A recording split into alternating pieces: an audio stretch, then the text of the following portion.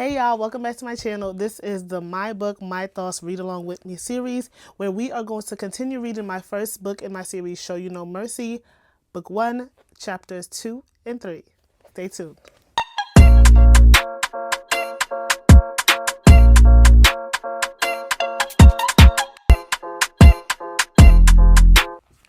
Silence filled the Woods' home as Nora and her husband Henry and their two daughters, Sage and Avery, consumed their dinner. Nora glimpsed at Sage with sharp eyes as she drank her red wine. Sage was beautiful. She had a tiny beauty mark under her nose shaped like a heart. On the back of her neck there was a birthmark in the shape of a moon. Her kinky long brown hair was one of her best features, and all the girls hated her for it, and she loved it. I guess. It didn't hurt that she was a slim little thing with too much ass for a 15-year-old. You ever just write something, for all my authors out there, you ever just write something and you be like, why did I write that? Because why did I write that? Anyways, Sage pulled out her phone at the table, knowing that there was a no cell phone rule during dinner time.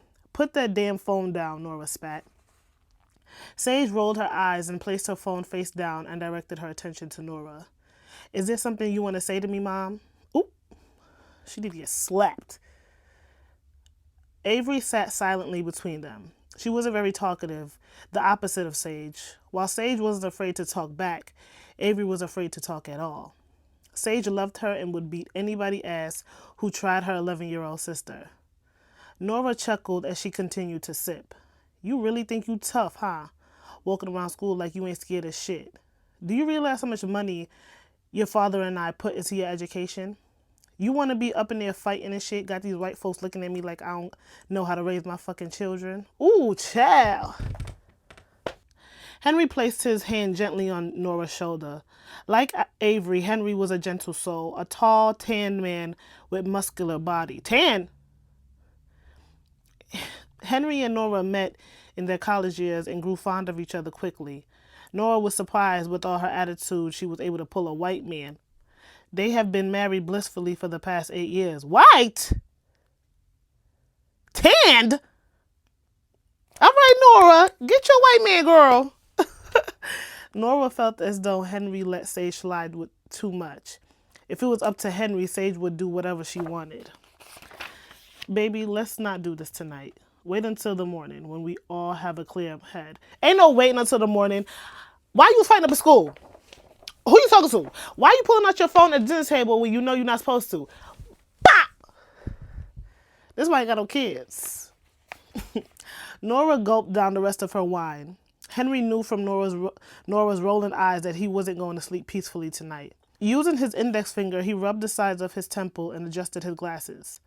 Why were you fighting at school today? Nora asked in a calm tone. Sage sat across the table in silence, which pissed Nora off. You deaf now? Avery bounced her knee continuously at the sight of seeing her mother behave this way. Avery spilled her drink purposely to cause a distraction. Sorry. Her voice was soothing and delicate. Avery was the girl that everyone picked on at school because of how nice she was. One thing they couldn't say was that she was ugly. Her light skin glowed as bright as the moon, and her luxurious blonde hair dropped to her lower back. However, her beauty was overshadowed by her lack of confidence. Aww. Henry cleaned up the mess Avery had made. The worst part about having a detective for a mother was that she could read them like a book. Avery, you better talk now. Avery looked over at Sage, and Nora watched as they exchanged looks. Sage got into a fight because of a comment that her classmate spray painted on our locker. I have told you girls over and over, sticks and stones will break your bones, but what? Nora waited for them to finish the rest of the saying, but they didn't. Let me tell you something. Sticks and stones, yes, they break your bones, but words hurt. But you gonna get these hands, though. You gonna get these hands, so say what you want to say, but you gonna get these hands. And I might go get me some sticks and rocks and all that, but you gonna get these hands. Say what you want to say. Because I'm not playing, boo. It's kind of hard to agree with that saying when murderer's daughter is painted in red on my locker. Sage pushed her food away. Murderer's daughter? These kids is bold. Let me tell you something. Kids are mean. Because if I was Sage, I'm beating... What? What you said? You out of my locker? Nora and Henry locked eyes. It was like Nora had forgotten how to speak as she bit down on her bottom lip. Henry rubbed Nora's hand softly. I'm sorry that this happened to you girls, but you know fighting is not the way to solve conflict. Your mother and I have taught you both the power of your words, but I will be having a stern conversation with the principal tomorrow. This is unacceptable.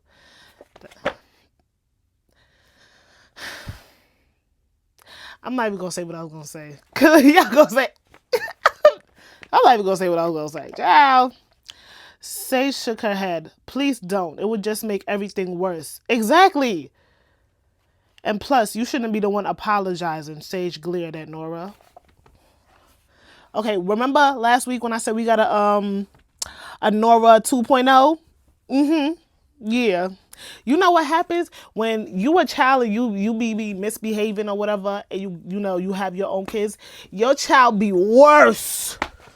Worse. Sometimes, not all the time. But in this case, child. Can't wait to see what else Sage get into.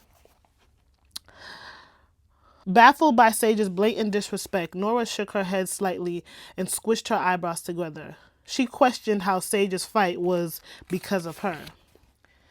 If you didn't shoot that black man, none of this will be happening. Avery is afraid to go to school alone now that I'm suspended. This is because of you, and we don't want to go back to Richmond, Sage said. Nora let out a deep sigh and rubbed her hand across her neck, resting her chin on her clenched fist. I understand your frustration, but it's the middle of the damn school year. What private school you think is going to accept you this late? Nora picked up her half-empty plate and headed towards the kitchen. Sage followed behind her and sat on the high chair. A public school would. Sage bit her nail the same way Nora does. I'm so glad Mama didn't send me to no private school. Because for what? Okay, private school is expensive. And why would I want to go to private school? Look what's happening to Sage. Spray painting shit on my locker. First of all, they would have kicked me out. Suspended. Yeah, right. Nora clapped her hands as a wide grin appeared on her face. What public school do you think I'm sending you and Avery to? Nora smiled when Henry entered the kitchen. Baby, did you hear this? Sage wants to go to public school. You want to know what's crazy? Like, Nora's acting as if she didn't go to public school in Brooklyn. You think, what, your daughter's too good for public school? Who you think you is, girl? Your ass could have ended up where Warren was if you didn't leave him for dead. So what's wrong with your daughters wanting to go to public school? Okay. There's this school in Brooklyn that has a good girls basketball team, and you know how much I want to play ball. I could even get a scholarship for a college, and Avery can join the debate team. We can get away from Buffalo for good. Even Dad thinks it's a good idea. Right, Dad? She glanced over to Henry, who had his hand dipped in soapy water. Nora felt a sudden cold draft run through her bones. The thought of going back to Brooklyn frightened her. The last thing she wanted to do was go back and put her family in more danger. Yes, I did say that I thought it would be nice for a change, but I also said that your mother and I would have to discuss this. But for now, you still must go to school. Avery can stay home for one day, but that's it. I don't want either of you be falling behind. Okay, we're going into a new scene, still chapter 2. Henry and Nora's bedroom was painted a seaweed green. Nora stared at herself in her vanity as she removed her gold-studded earrings. Distracted, she didn't realize Henry was standing behind her. She rolled her eyes and continued admiring herself. What was that look for? Henry questioned. His toned abs glistened as he stood behind her with a towel wrapped around his waist, as if he had just gotten out of the shower. Nora turned around slowly with her eyebrows lowered and pinched together as she stared at Henry. Why are you putting ideas in your head about us moving to Brooklyn when you know that is never going to happen? Why not? I mean, it's been 15 years. I would hope that don't nobody give a damn about what you did. Well, you know what? People do be holding grudges, child. This book wouldn't have been written if a grudge wasn't being held.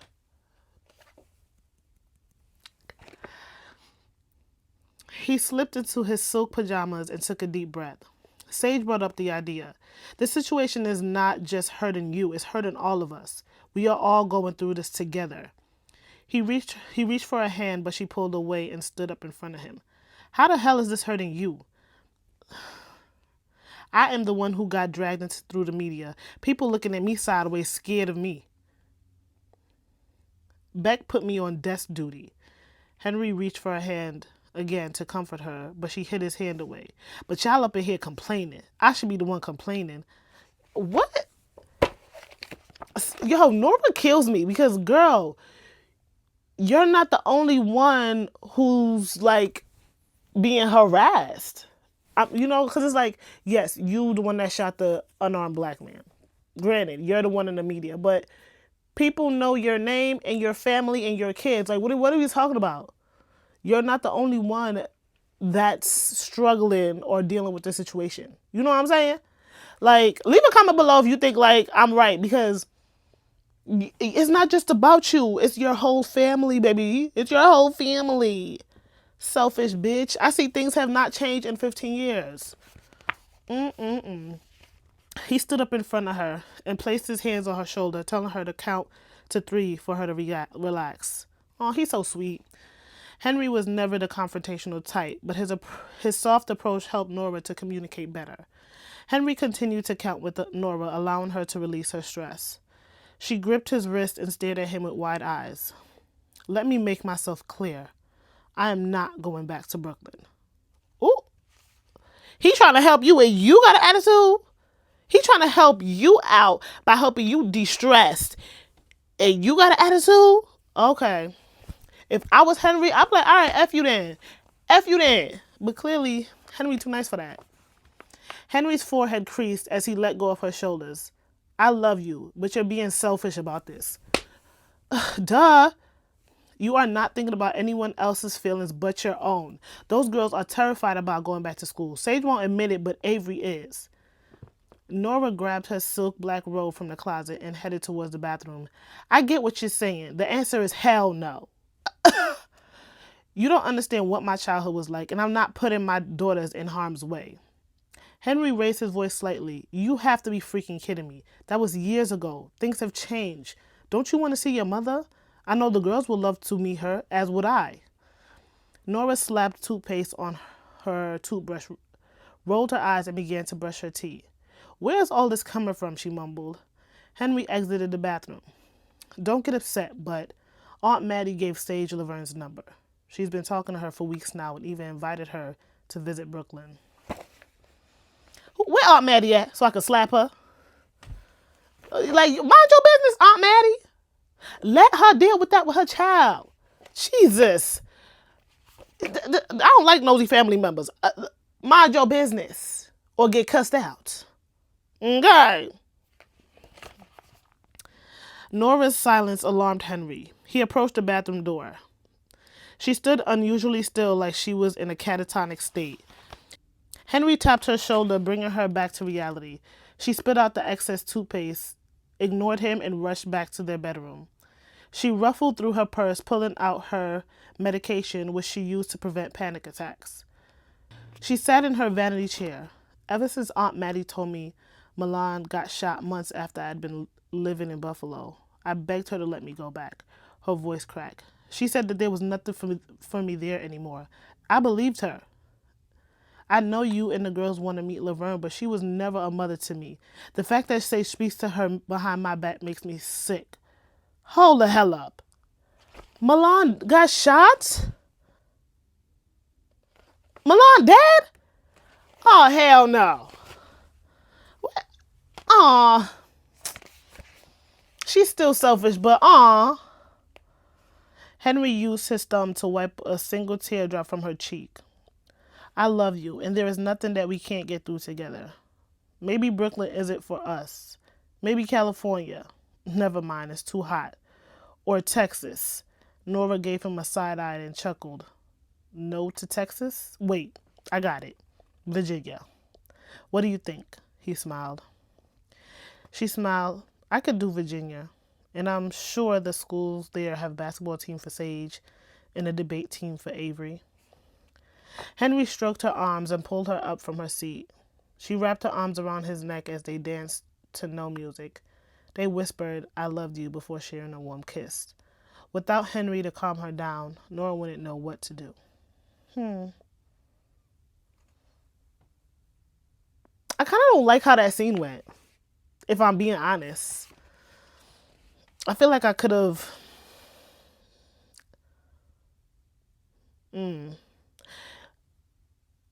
So when I was creating Henry, I was just thinking about how I could find someone that could pretty much tame Nora in a good way.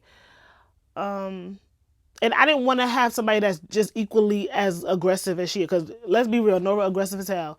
And I needed her to have somebody that was completely opposite. Somebody that could talk her from crashing out.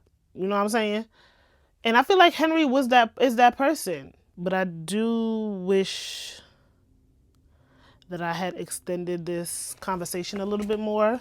I do plan to actually rewrite this book. I don't know when, because I got so many other ideas going on, other things that I have to do. But yeah, that was the end of chapter 2, and now we are going to get into chapter 3. The double doors opened, and the air was crisp and clean. The gray metal security gate slid to opposite sides. Warren hesitated before stepping over the line because he knew that once he did, there was no way in hell he was going back.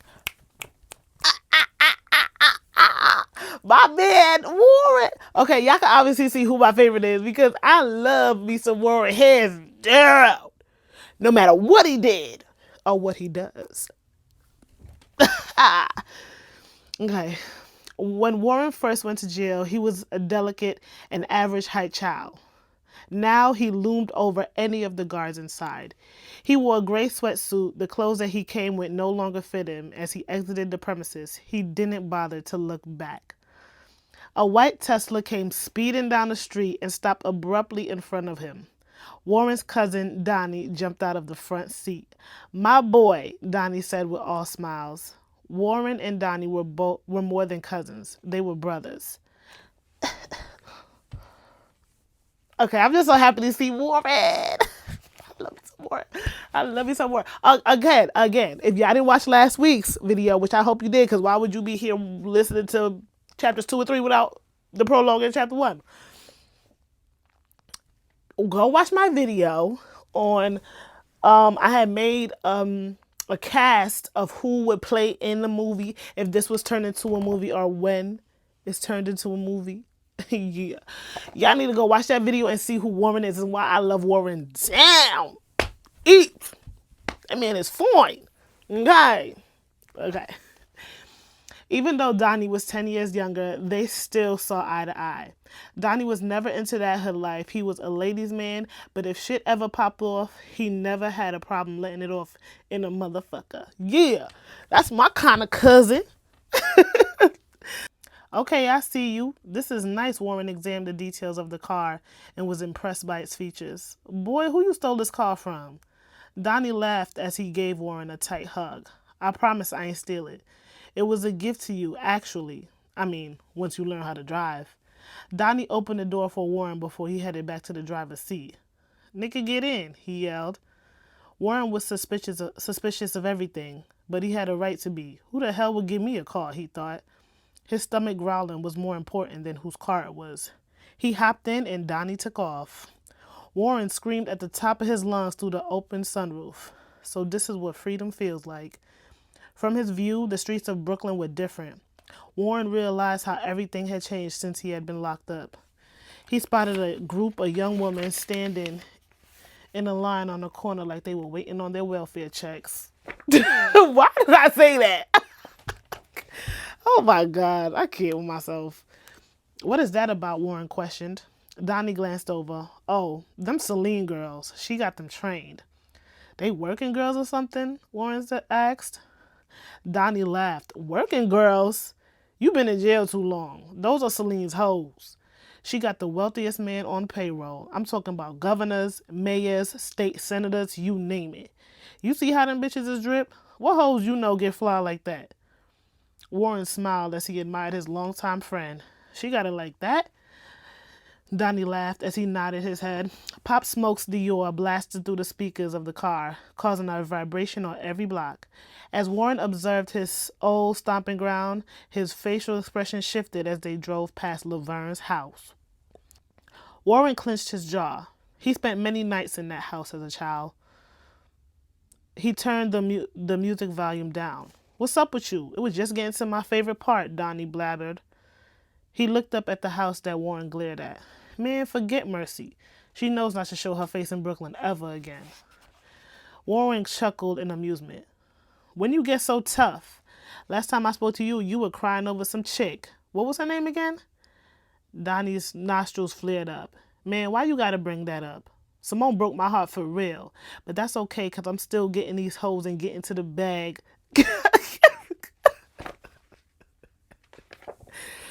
Oh my God. That sound like a YN. They always trying to get some money instead of going to school and doing their damn work. I swear I ain't never fallen in love again. So Donnie, he holds a special place in my heart. He is the sweetest young man. He's just like he is like he said, he's a ladies' man. He just likes to have fun. He goes to school. He's just a really all around great kid. He's here. That's my little son right there. Go again. Go watch that video so you can see who I put as Donnie. Okay, cause he another fine one. Warren laughed at Donnie as he grabbed his neck and embraced him with a peck on the head. You'll be alright, little nigga. Warren looked Donnie dead in his eyes. Don't let these females get you caught up. Mess around and do 15 years for a bitch. Ooh, he's still mad. Focus on school. You one of the last ones in our family to make it to college. Make your family proud. The females will come later. That's some good advice, Warren. Wish you would have took your own. Donnie led Warren down the hall in a lavish apartment building in downtown Brooklyn. When he opened the door, everyone screamed in excitement. Warren's jaw tightened and he disappeared down the hallway. What was supposed to be a welcome home party didn't seem so welcoming to him. Donnie attempted to go after him, but he was stopped by Paulette. She found Warren curled up in the corner, sitting at the bottom of the steps. Get your narrow behind up. How dare you? Warren stood up, staring his mother in the face, on the brink of tears. She wore a blue and gold house dress covering her slightly overweight body. They stared at one another for a while before uttering a word. Tears ran down Paulette's cheeks as she embraced him with a hug so tight not even 1,000 men could tear them apart. That was the hug that Warren had been longing for. A tear dropped from Warren's eyes as he fought them back. It's okay to cry, baby. I can't imagine how you must feel right now. If you want, I can tell everyone to leave, Paulette said. Warren felt his chest tightening. Mom, I can't do this today, but I feel bad that you went through all this trouble. She placed her hands on his shoulder. You don't worry yourself about that. I know this is going to be hard and it's going to take a lot of transition. It's going to take a lot to transition back into society, but I've been praying for you. We all have been praying for you. Paulette held Warren's hand as they walked down the hallway. Wow, such a beautiful moment between mother and son. She asked everyone to leave politely and promised them another get-together later. Warren greeted everyone as they strolled past him. Everyone except one, Isabella. Who the hell is Isabella? We just bringing in new characters, huh, Kim? Hey, baby, she smiled as she embraced him. Hey, this man been in jail 15 years. Hey, baby. Isabella and Warren had known one another since high school. She went to visit him often when he was in prison. Isabella's curves were what initially interested Warren, but her deep soul allowed him to survive in prison. Eventually, the two became an item. With some of the connections that Warren had made in jail, the two were able to get alone time. Warren kissed Bella on the forehead and thanked her for all the gifts and money she put on his commissary. Paulette narrowed her eyes as she glared at the lovebirds. Donnie laughed as he took a bite of her jerk chicken, almost choking after Paulette slapped the back of his head. Okay, that is enough. I would love to talk to my son, Paulette insisted. Did you like the car? That was from you? That must have cost a lot. You didn't have to. Warren walked over and gave her a kiss on the cheek. I didn't know such things, she chuckled. After your brother got shot in the drive-by, I couldn't bring myself to get rid of it. Now who the hell killed Red? Milan dead. Red dead. Who else dead? What is happening? Warren rubbed his hands together. He sighed. Did they ever find out who it was? The police said it was gang-related. His whole crew was gunned down, and you know how it goes around here. Paulette walked around the island in the kitchen and wiped it down. Nobody ain't seen, heard, or know shit. I just leave it in God's hands. Paulette gestured for Warren to see how she set his room up for him. To her surprise, Warren already made plans to live with Isabella. Paulette crossed her arms and forced a smile. Whose idea was it for y'all to move in together? She asked. Warren and Isabella eyed one another. She's pregnant. Pregnant? Donnie spit out Paulette's expensive red wine at the shocking news. I would have done the same. Paulette rolled her eyes as she pointed towards the door. Isabella, can you please leave? I need to speak with my son. Ooh, child. If I was Isabella, I'm like, I'm not going nowhere. No, I'm playing. That's so disrespectful. I would be like, okay. Just laugh. She gave Warren an intense stare as he kissed Isabella goodbye. You are so stupid. I don't even want to know how you managed to have sex while you were locked up. How many months is she? Paulette questioned. 4. And to be honest, it's not your business. I'm a grown-ass man.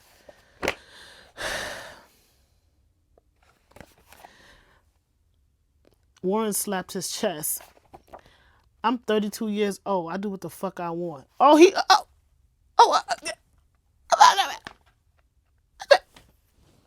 know you fucking lying.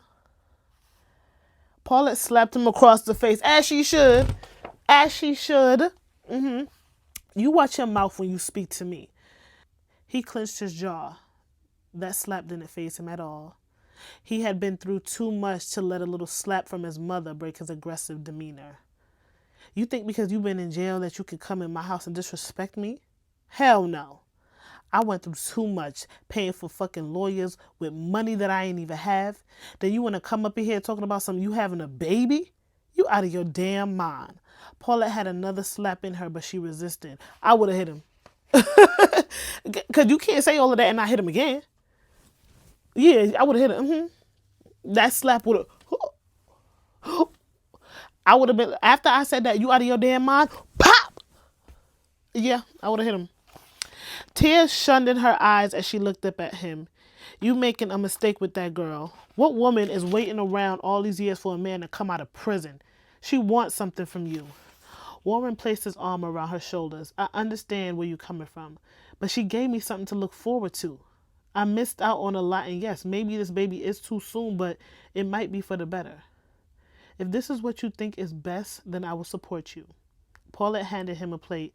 Wash them damn dishes, she chuckled. I will support you and have attitude the entire time. Donnie's pupils dilated as he read the text on his phone. Warren, go downstairs. I'll help Auntie. He headed towards the door and Paulette stepped in front of him quickly. Don't do nothing that's going to land your ass back in jail. He smirked as he exited the apartment building. What's up, Warren, as he dapped up his good friend Trigger and embraced him with a hug. They met 5 years into Warren's bed and always stayed in contact after Trigger was released. Trigger stood for exactly what it was, and he never had a problem booming a nigga. Sometimes I read stuff and I'm like, I wrote this? I'm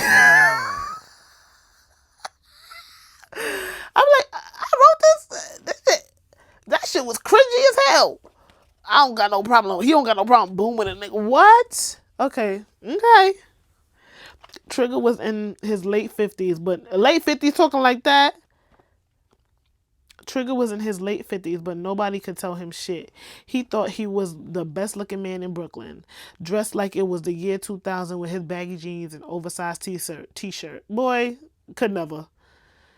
You looking good, my boy, melanin glowing, he grinned. I see them 15 years did you justice, all buff and shit. Trigger was street smart. He knew the ins and outs of a criminal's life. Only reason he got locked up was because of a snitch. When it was time for trial, that snitch was in the alley burnt to crisp, and the only way to identify him was his teeth. Ooh, child. Unfortunately for Trigger, there was still enough evidence to send his ass to prison for 20 years. Trigger was a part of a well-known criminal organization in Brooklyn called the Infernos. Everybody knew not to mess with them because they had no problem lighting a nigga up. Everyone knew to stay away from any open flames around the Infernos. The Infernos might get a book. There was residue from the snowfall the previous night, but the sun beaming caused Trigger to squint his eyes and block the sun with his hand. How you been? He asked, concerned. Warren shrugged his shoulders. Physically, I'm free, but mentally, I don't know, man. But I don't want to talk about that. What's up with you? I heard you out here making money moves. I'm trying to get in on that. Ain't been out of jail less than 12 hours. You over here talking about making money moves?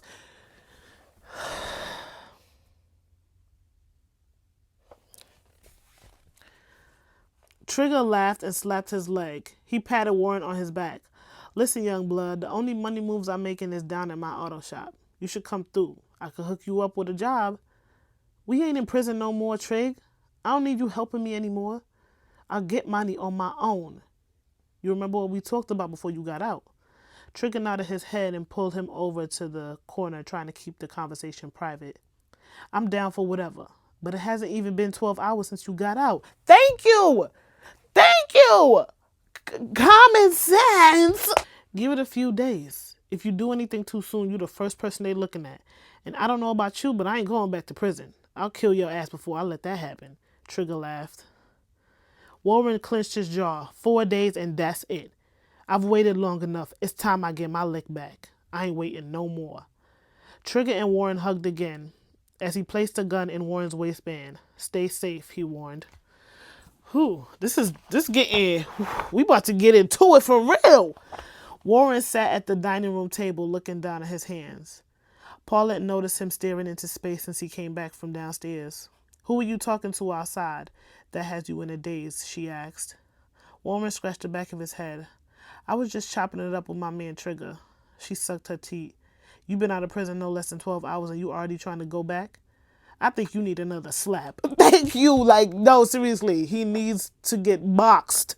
He don't need a slap. He needs to get boxed. You don't understand. I got unfinished business.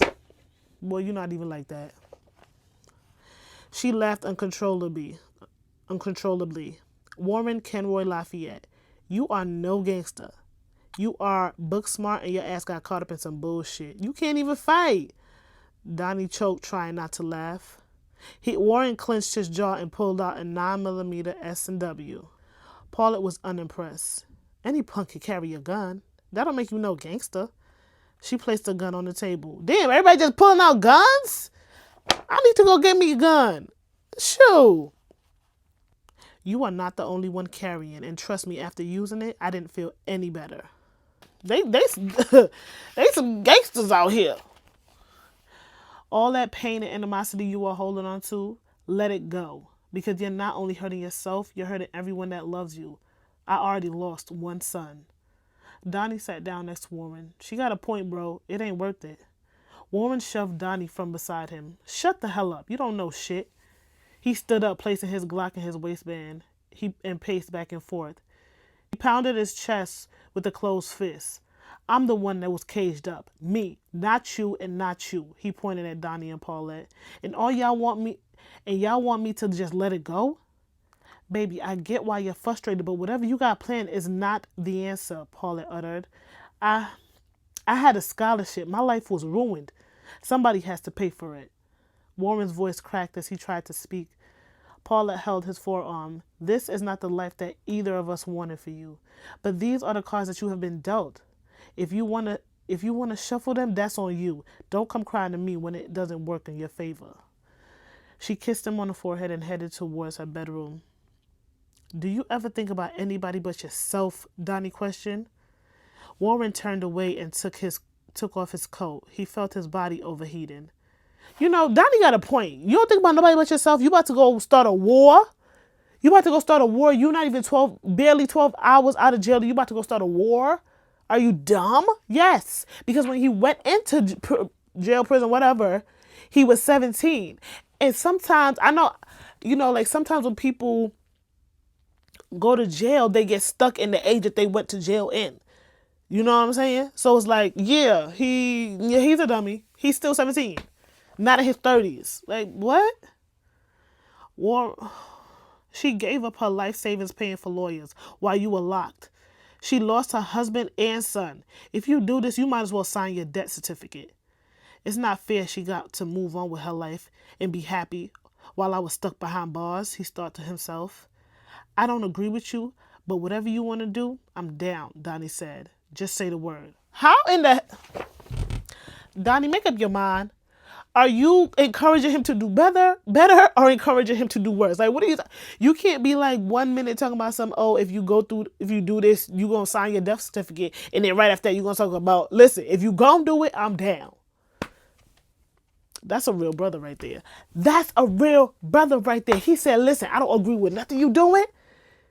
You need to let it go, but if you do it, I'm riding with you. We ride out at dawn, okay? Warren hugged Donnie tightly. I love you, little bro, but I don't want you near this at all. I don't even want you hanging around Trigger or the Infernos. Leave them niggas alone. Warren stood in the middle of the living room with his hands crossed over his stomach, as if he was the Don Dada. As for Nora Cooper, she ain't gonna know what hit her. Ooh!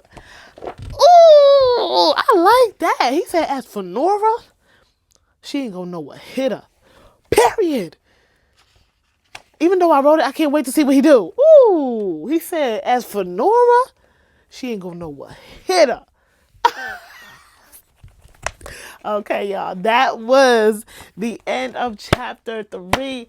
Next week, we will be reading chapter 4 and 5. Now, if you cannot wait to read it with me, it is available on Amazon, my website, my TikTok shop, and Kindle, baby. Okay? Get into it. And for those of you who want to listen to it, it is on Audible. Yes, it is. Like, comment, subscribe. Let me know what you think of the last 2 chapters. What's going to happen with Warren? What's going to happen with Nora? Like, what is his plan? Okay? Peace.